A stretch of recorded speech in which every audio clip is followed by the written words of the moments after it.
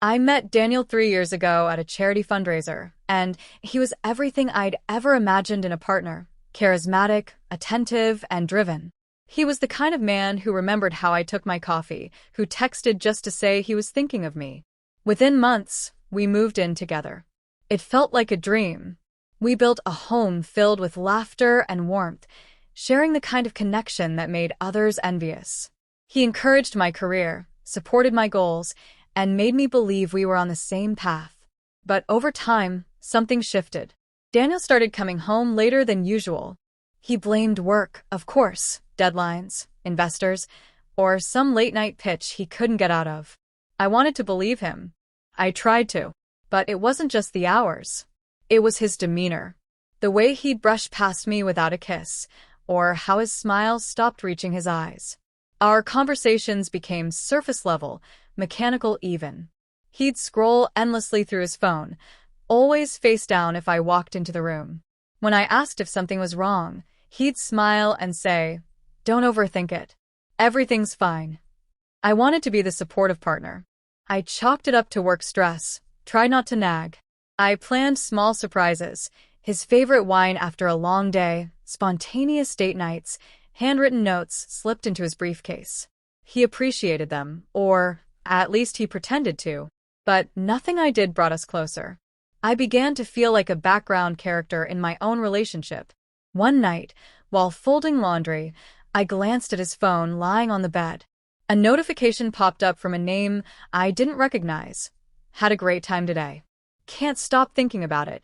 My heart raced. I didn't even unlock the phone. I just stared at that screen for what felt like an eternity, praying it wasn't what it looked like. He walked in a minute later, picked up the phone casually, and turned it over. I said nothing. I went to bed that night pretending to sleep while he typed away. I felt like I was standing on the edge of something I didn't want to see clearly. A part of me hoped I was being paranoid. But deep down, I already knew. Still, I couldn't bring myself to accuse him. I wasn't ready to hear a lie or a confession. I needed time to think, to understand what was slipping through my fingers. The next morning, I tried to study him like a stranger. Every word, every look. But he acted normal. Too normal. He kissed my forehead before leaving for work, told me he'd be late, and that he loved me. I whispered it back, but the words felt hollow. That day, I realized I was no longer in the same relationship. Something sacred between us had already been broken. I just hadn't seen how deep the crack went yet. The silence between us grew louder with every passing day. I started waking up before him just to check his phone, but he had set a password I didn't know. I wasn't the kind of person to snoop, but my instincts were screaming. He was colder now, not cruel, just indifferent.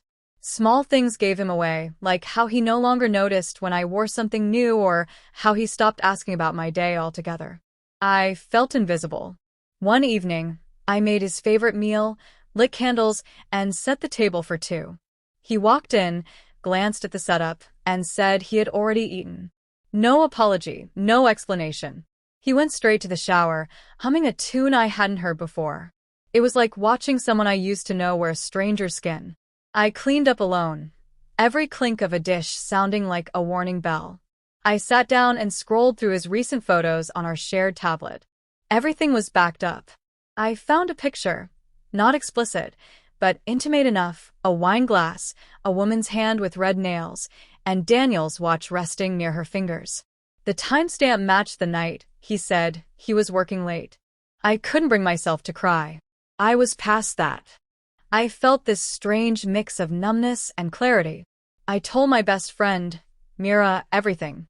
She didn't say, "I told you so." She just listened, then said, "You already know what's happening. What are you going to do about it?"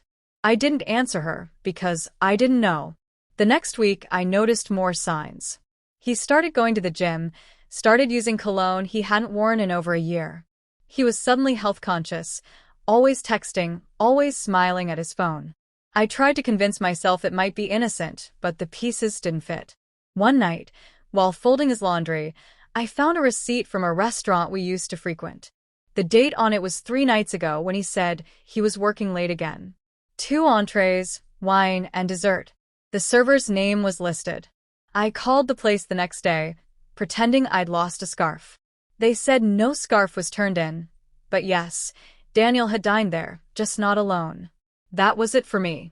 Not the receipt, not the picture, just the moment I realized how easily he had started replacing our memories with someone else. I remembered a trip we took to the mountains. I had twisted my ankle on a hike, and he had carried me all the way back.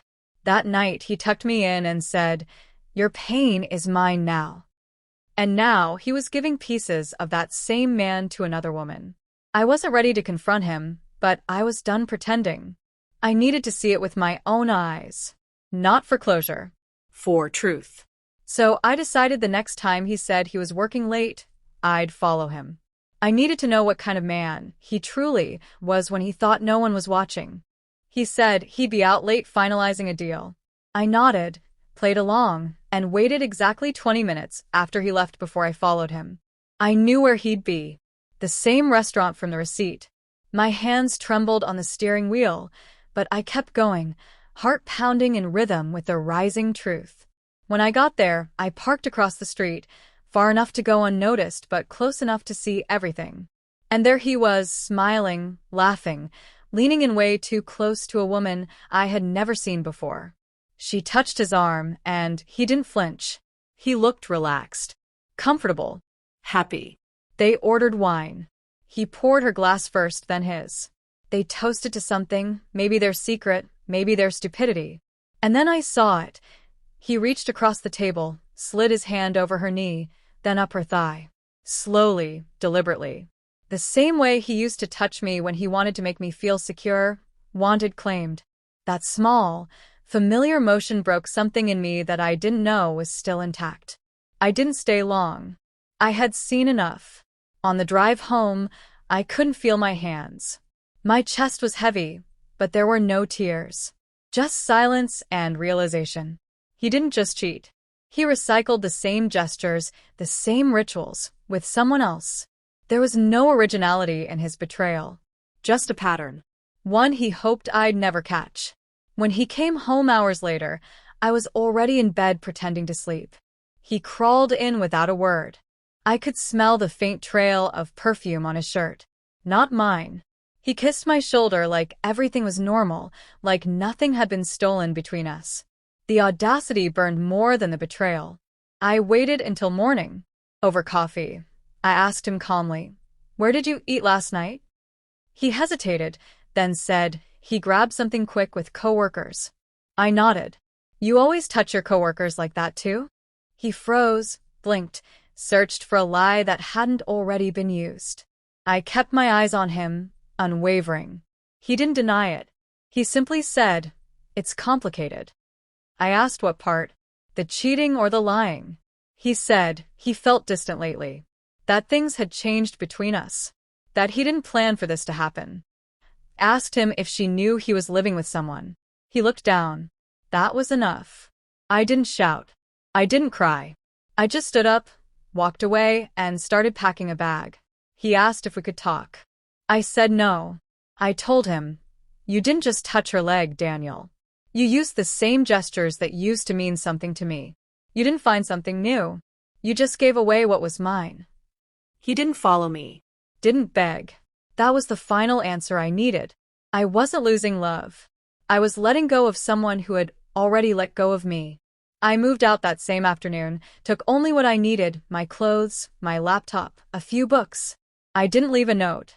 I didn't owe him closure after the deception he handed me, without hesitation. I stayed with Mira for a few weeks, grateful for the silence and space. She didn't ask too many questions, which I appreciated. She let me sit with my thoughts, and for the first time in a long time, I felt something close to clarity. In the beginning, I replayed everything on loop when it started, what I missed, what I ignored. But eventually the questions stopped mattering. The truth was simple. He chose someone else while still holding on to me like a safety net. He didn't stumble into a mistake. He built a second life while pretending our first one still mattered. And I had let my loyalty blind me to his patterns. He texted a few times. Short, empty attempts at reconciliation. "Can we talk? I messed up. I miss you." I didn't respond. What was there to say? that he had taken the most sacred part of our relationship, trust, and treated it like an option? That I wasn't a placeholder until he figured out what he wanted? No. I deserved better. Silence became my response, and that silence said more than words ever could. I poured myself into work, into rebuilding the parts of my life I had neglected while trying to hold together a relationship that was already crumbling. I started therapy, not to fix what was broken in me, but to understand why I kept holding on to people who made me feel small. I stopped romanticizing potential and started valuing peace over passion. For the first time, I wasn't waiting for someone to choose me. I was choosing myself. Months passed. Then one day, I ran into him at a grocery store. He looked older, worn out, like someone who had run too fast and burned out too soon. He smiled like we were old friends, asked how I was. I said, "I'm good," and meant it. He nodded, asked if I was seeing anyone. I looked him in the eye and said, "I'm not searching anymore." He got the message. We parted ways with a simple goodbye. That night, I sat by my window with tea in hand, thinking about how far I'd come. Heartbreak didn't ruin me. It revealed me. It showed me the quiet strength I had, the courage to walk away without looking back, the grace to heal without seeking revenge. I never needed closure from him. I just needed honesty for myself. What he did was betrayal. But what I did after, that was power. I didn't let the worst thing he did define me. I let it free me. And now I live on my own terms. No lies. No half-love. Just peace, clarity, and the kind of self-worth no one can touch again.